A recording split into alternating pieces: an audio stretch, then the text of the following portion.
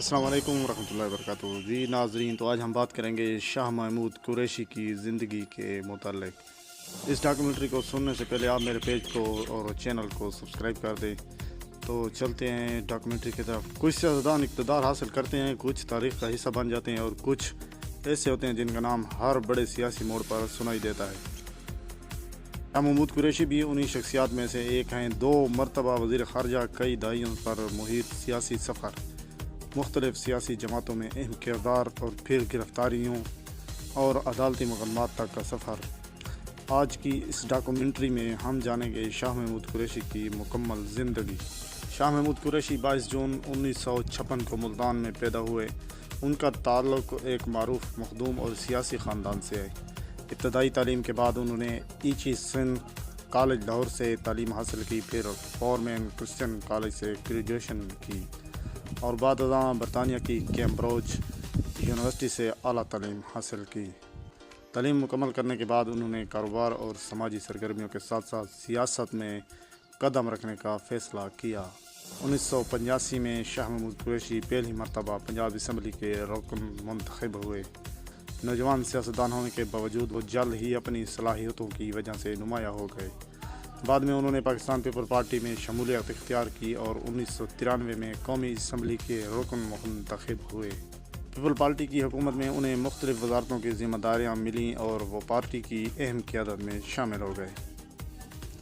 2008 में शाह महमूद कुरैशी पाकिस्तान के वज़ीर ख़ारजा बने। उस दौरान पाकिस्तान दहशतगर्दी, अफ़गानिस्तान की जंग और भारत के साथ कशीदा ताल्लुक़ात जैसे बड़े चैलेंजेस से गुज़र रहा था। उन्होंने दुनिया के मुख्तलिफ ममालिक के दौरे किए, अक़वाम मुत्तहिदा में पाकिस्तान का मौक़िफ़ पेश किया और सफ़ारती महाज पर अहम किरदार अदा किया। ताहम 2011 में बाज़ पॉलिसी इख्तिलाफ़ात के बाद उन्होंने वज़ारत और बाद पीपल पार्टी छोड़ दी। 2011 में शाह महमूद कुरैशी पाकिस्तान तहरीक इंसाफ में शामिल हो गए। उन्हें पार्टी का वाइस चेयरमैन बना दिया गया और जनूबी पंजाब में पार्टी को मजबूत बनाने की ज़िम्मेदारी सौंपी गई।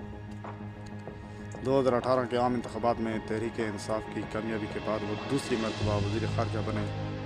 इस दौर में उन्होंने कश्मीर के मसले, अफ़गानिस्तान की सूरत हाल और दीगी आलमी मामलात पर पाकिस्तान की नुमाइंदगी की।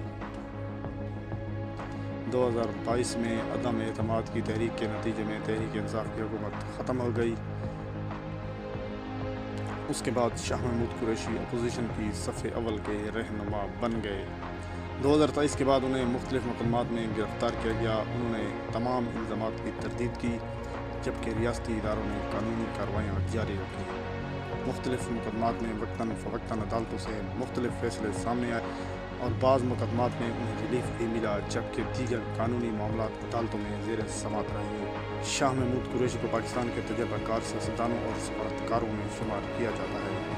उनके हामी उन्हें एक मौसर मुकर्रर और मजबूत सफारतकार करार देते हैं, जबकि नाक़दीन उनके सियासी फैसलों और जमातों की तब्दीली को तनकीद का निशाना बनाते हैं। इसके बावजूद 4 दहाइयों से ज़्यादा अरसे तक पाकिस्तानी सियासत में उनकी अहमियत बरकरार रही।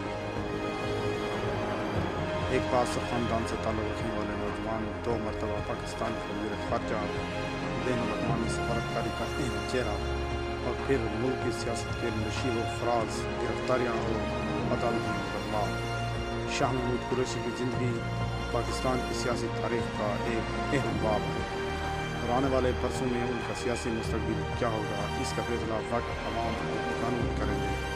अगर आपको ये डॉक्यूमेंट्री पसंद आई हो तो वीडियो को लाइक करें, चैनल दास्तान शख्सियत टीवी को सब्सक्राइब करें और कमेंट में बताएं कि अगली डॉक्यूमेंट्री आप किस शख्सियत पर देखना चाहते हैं।